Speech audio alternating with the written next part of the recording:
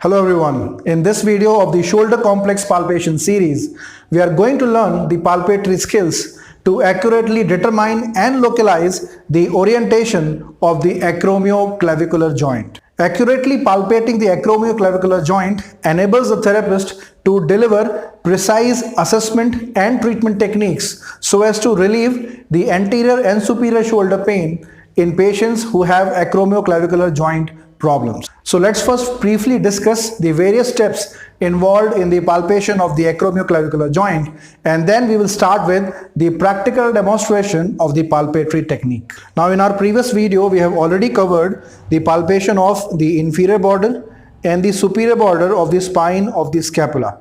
And we also mentioned that as we move on from the medial to lateral direction using the perpendicular palpation technique, we reach a point where this inferior border of the spine of the scapula takes a sharp right angle turn in the anterior direction, and this is known as the acromion angle.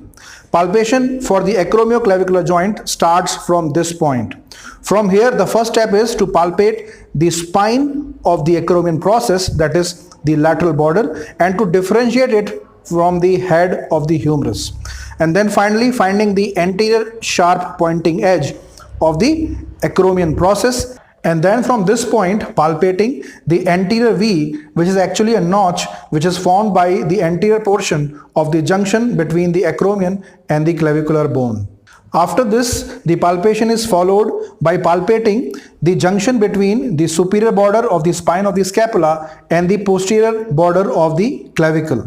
And the point at which they both converge again forms a V which is pointing anteriorly. And this is known as the posterior V. So let me just show this anterior and posterior V on a model. Here, as we can appreciate that the anterior V is pointing backwards and the posterior V is pointing forward. The line that actually joins this anterior and posterior V serves as a landmark for accurate localization and palpation of the acromioclavicular joint.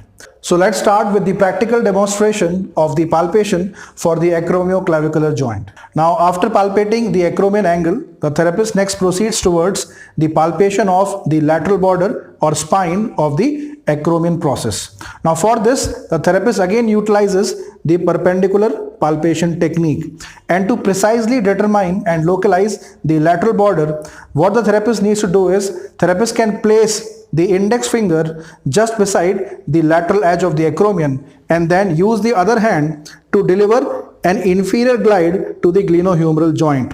And what this is actually going to do is, this is going to distract the head of the humerus away from the edge of the acromion, and the therapist can precisely localize and determine that he is actually palpating the spine or edge of the acromion process. Now the palpation is next continued in the anteromedial direction, and therapist keeps on following the edge of the acromion until the therapist reaches the anterior point of the acromion process. Now from here, the therapist again keeps on going medially, and just immediately medial to the anterior tip of the acromion process, a therapist can easily localize an indentation or notch, and right beside it is the clavicular bone that is actually articulating with the acromion process. So the best way to localize this junction which is forming the anterior V is that the therapist can place the middle part of the distal phalanx of the index finger over the acromion process in this manner, and then with the pulp try to palpate the indentation and the clavicular bone. And with repetition, the therapist can easily differentiate between these bony prominences. So right here we have the anterior tip of the acromion process, and this is the indentation, and the tip is now in contact with the clavicular bone.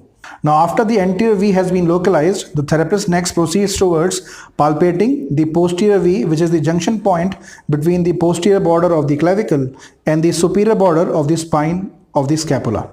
Now for this, we have already mentioned in our previous video how we can follow the superior border of the spine of the scapula from the medial to lateral direction until we reach a point where the fingers actually contact two bones at the same time, and this is actually the junction between the superior border of the spine of the scapula and the posterior border of the clavicle.